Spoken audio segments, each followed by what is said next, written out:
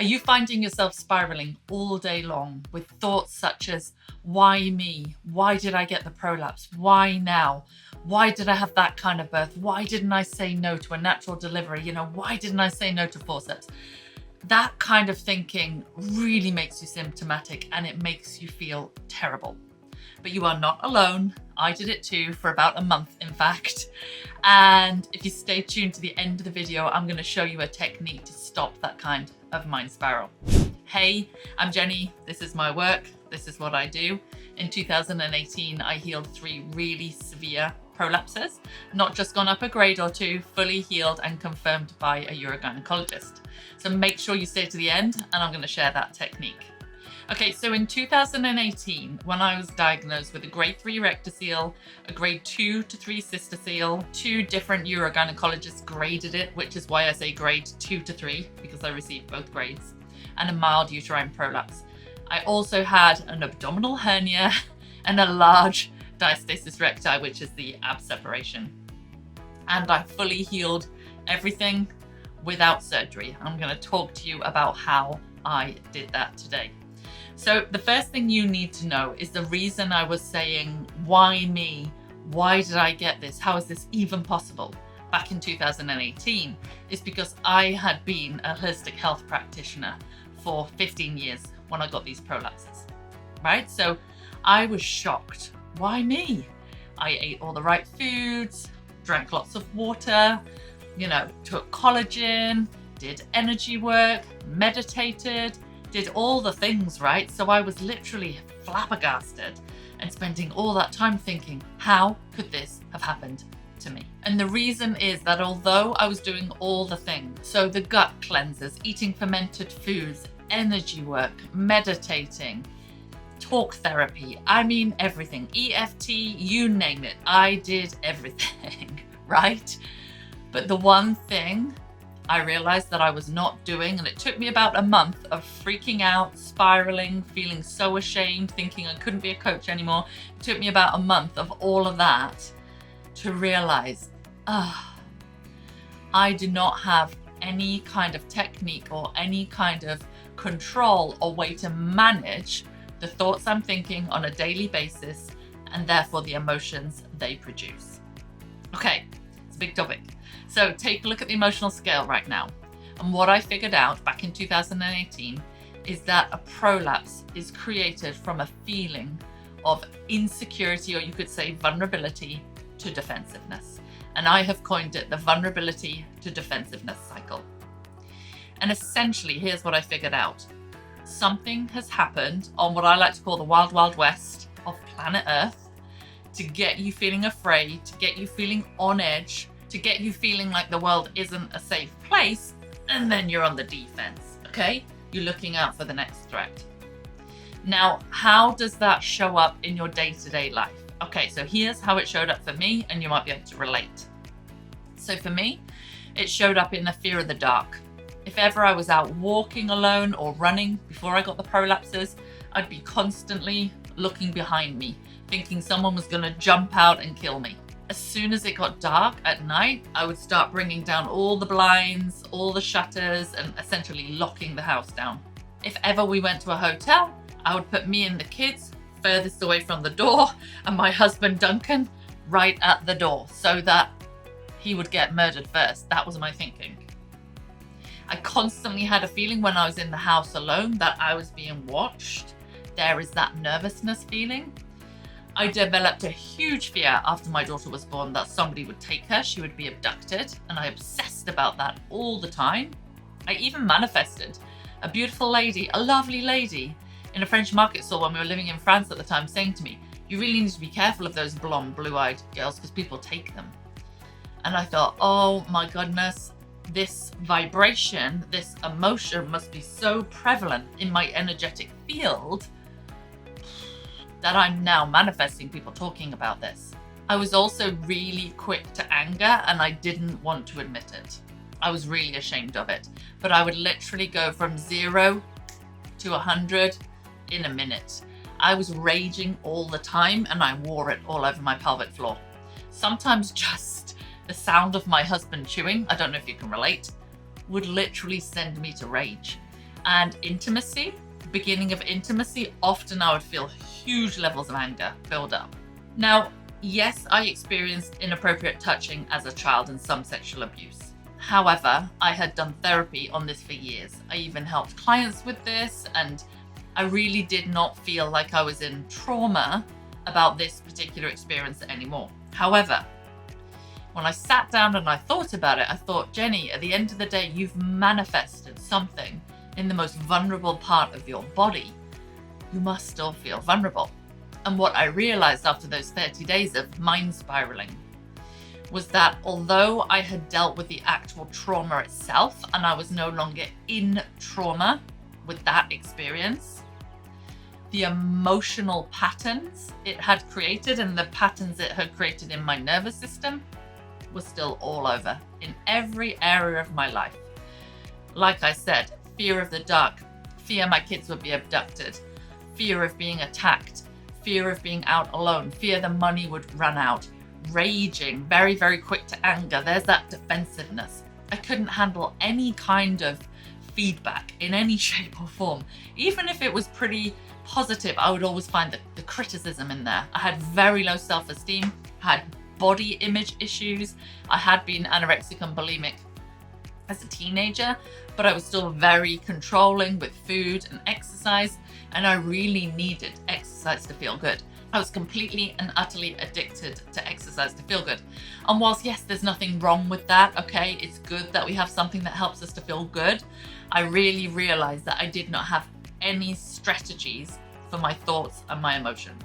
Now, a prolapse gets created because we emit a frequency. So let me explain this.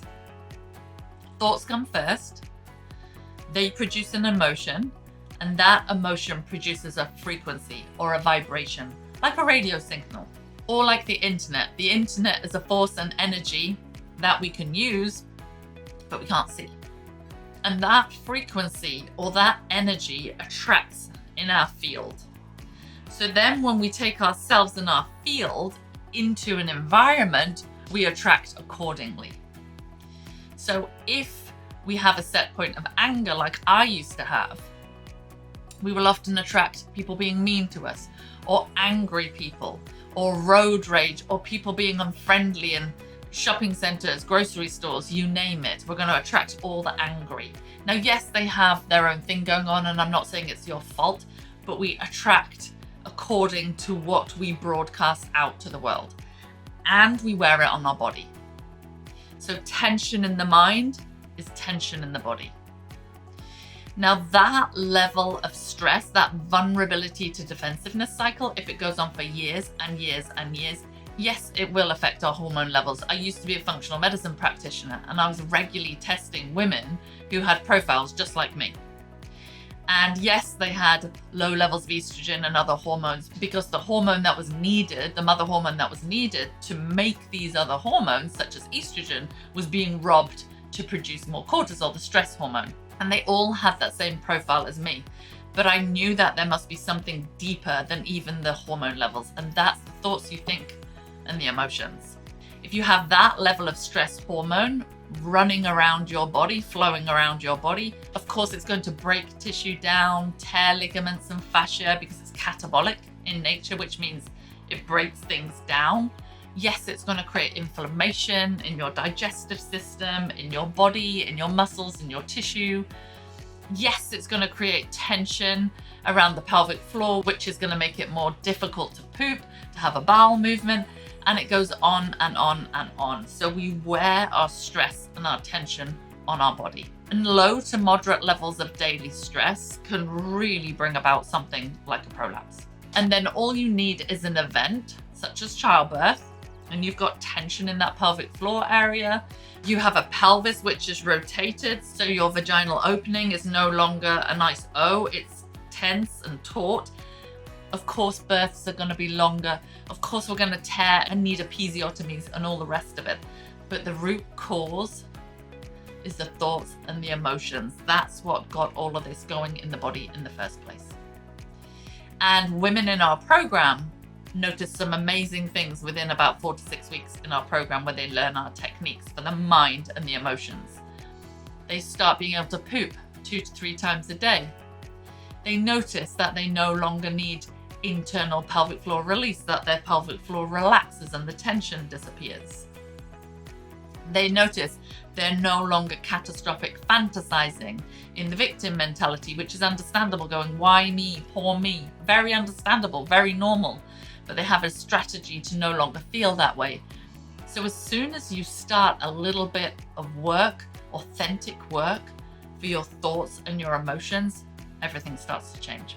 Okay, so something I see on social media a lot is people believing you have to change every single thought you think.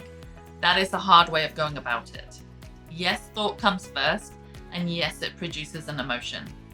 But if we try to change every single thought, we're going to become obsessive, and it's a lot of work because we have 30 to 40,000 thoughts a day. So if you go for the emotion, it can be a much faster route, because once you know the emotion you're feeling, if you look at the screen right now, this is borrowed from Esther Hicks with thanks. We have 22 emotions, ranging from fear all the way to joy.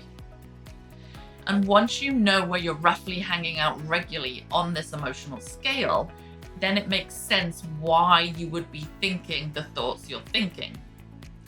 So rather than having to think your way to the top of this emotional scale, which is a lot of hard work and can take a really long time, how about you feel your way to the top of the emotional scale through emotions? And then what happens is, as you accomplish a higher set point on this emotional scale in time, you will attract better feeling thoughts.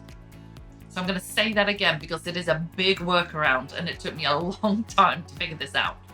So rather than bashing around in thought, which can be really hard work and really challenging, instead work at the emotional level to slowly lift your emotional set point up this emotional scale, and then you will attract better feeling thoughts. It's an easier workaround. Now, how does this work? So, our brain is a transmitting, receiving device. We are blended with our soul, consciousness, God, whatever word you would like to use. It is an energy. The more blended you are with that consciousness, your soul, your higher self, your inner being, there's many words you could use, the better thoughts you are going to attract. Because every thought that every human has ever thought since the beginning of time is vibrating and alive on the planet. Thoughts vibrate. They have a frequency. And if you get into a very negative mind spiral, I've been there many, many times for many years in my life, so I get it. And this is my work. This is what we do. You will attract not only from your own field all the negative thoughts you have ever thought, but also all the negative thoughts that everyone else has ever thought on the planet. That's how the law of attraction works. That's why a mind spiral feels so awful, where you feel like you're drowning in negativity, especially when you get into those why me, poor me, why did this happen to me? I've been there. I've got the t-shirt for that. And you feel like you're drowning. So 50% is you. Yes, you're doing it through no fault of your own, but 50% is also the law of attraction, because the law of attraction is like gravity. It's a force. And like attracts like. That's how it works. It's like a magnet. And it will bring in all of the thoughts on the planet that match the kind of thoughts you are thinking. So it's not your fault, and it is really, really, really hard to get out of a mind spiral. Big time. So give yourself some grace today if you've been struggling with that. So you see, the law of attraction at the bottom of the emotional scale is not your best friend. That's why it's hard. And that's why you need techniques to slowly, authentically move you up at the level of emotion, not just thought. So then when you authentically feel better, you're going to attract more of the positive thoughts from your own field, from planet Earth. But here's the really beautiful thing. Also from mass consciousness. Because the higher up this emotional scale you are regularly, the more blended you are with consciousness, then it's easier for the non-physical part of you to download through you better feeling thoughts that the whole of mass consciousness are sending to you. Messages and thoughts of hope. Everything is going to be okay. Your healed body is in vibrational reality. Others once stood where you're standing right now and found a way. If they found a way, you can too. You're 99.99999% energy in a physical suit. You're more non-physical than physical. The meat suit can heal if you allow a little bit of consciousness to flow in through your cells when you think better feeling thoughts. Okay? This is a universe, I promise you, that is set up for well-being. And you are loved by the non-physical part of you and the whole of mass consciousness. I know that's a big topic. I'll cover it more in other videos. You are loved. There is an energy source that loves you. And there is a version of you in vibrational reality which is already healed. Who has already healed? So here is one of the first techniques we teach in our Unshakable You program to show you how to tap into the emotions. Because if you're anything like me, nobody ever sat you down in school and said, hey, Jenny, you know, when you were 5 years old, what emotion are you feeling right now? Where do you think you are on this emotional scale, right? This is potentially like learning a brand new language for you, and you're going to feel like a fish out of water at first, okay? So here's what I'd love you to do. So you are going to screenshot the emotional scale, which is on the screen right now. And then you are going to grab a scrappy old box. Just grab this one here. And you're going to call it your deactive box. And you're going to get lots of pieces of scrappy old paper, and you're going to dot them all around your house, your car. Some of our members even have little envelopes full of them at work in a desk where no one can see. And what you're going to do is every time you're having a spiral or when you're having a collection of negative thoughts, you're going to write down the emotion, only the emotion, not the thought, underneath what's going on. And you're going to drop it in this box, and you're going to say, I don't want to feel this anymore. I don't want to feel this anymore. So let me give you a few examples. Let's say as you're having a moment where your mind is spiraling and you're really, really symptomatic in your prolapse and in your pelvic floor. You're going to look at the scale and you're going to think to yourself, what emotion is this? Wow. Don't have a clue potentially, right? A little tip for you. We tend to manifest in the physical body from worry down on the emotional scale. Okay? From worry down. So it's somewhere from worry down. So just take a guess. Is it fear? Does it feel more like fear? What does fear feel like in your body? Is it more like a worry or more like a fear? Or is it an insecurity? Or is it a doubt? Just start taking the time to feel into it, write the emotion down, drop it in the box and say, I don't want this. I don't want this emotion right now. Now, people often say to me in our program, what do I do then? Do I then try to find a positive thought? No, that comes later, right? This is day one, stage one. This is helping you to, number one, get awareness of the emotions you are feeling on a daily basis, because you will be shocked.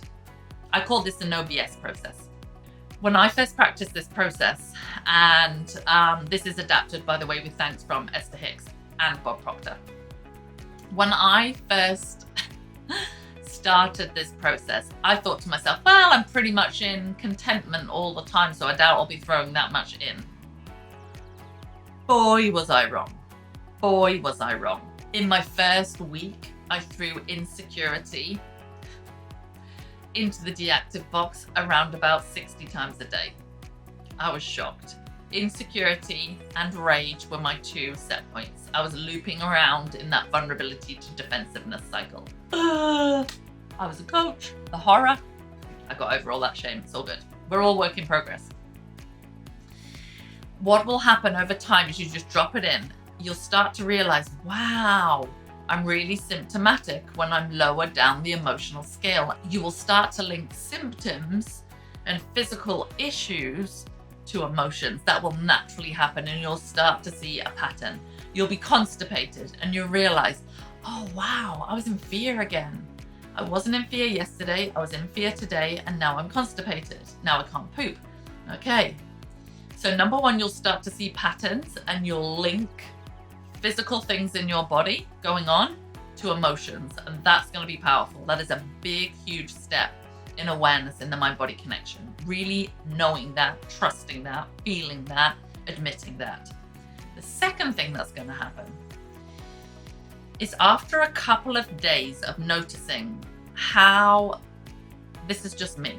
So I noticed how often I was feeling sorry for myself, how often I was in poor me, in fear and in insecurity. Poor me, poor me, poor me, why me, why me, why me, all day long.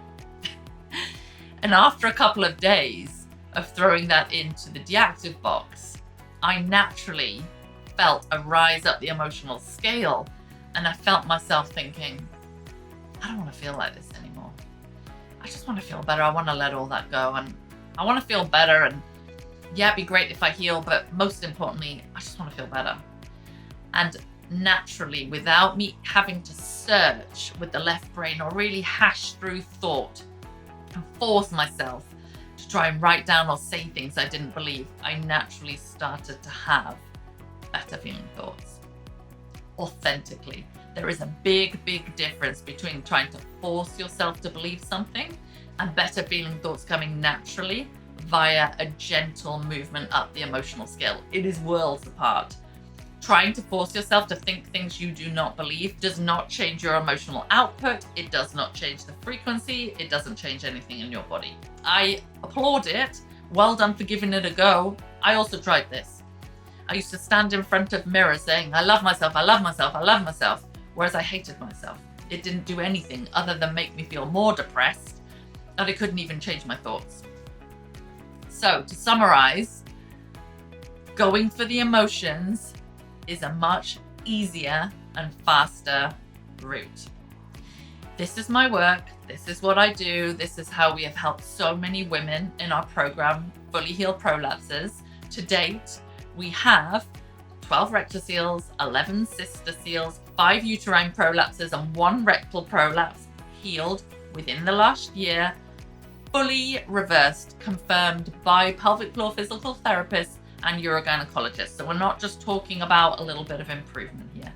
And that is because we taught our members how to get to the root cause, which is the emotions. Okay, if you would like some help on your prolapse healing journey, this is the work my husband and I do. Duncan does the physical work. I do the emotional work and the law of attraction work. We would love to help you on your prolapse healing journey. Click a link below to book a discovery call with us, either to have a chat about how we might be able to help you, or if you really just want a bit of a hand to find the feeling place and to practice this technique or some of our other techniques that we're sharing, book that call and we would love to meet you and find out more. Okay, I hope you enjoyed this video. Let me know what you enjoyed. Let me know how you get on with the lovely deactive box. I can't wait to hear in the comments below, and I'm looking forward to seeing you next time.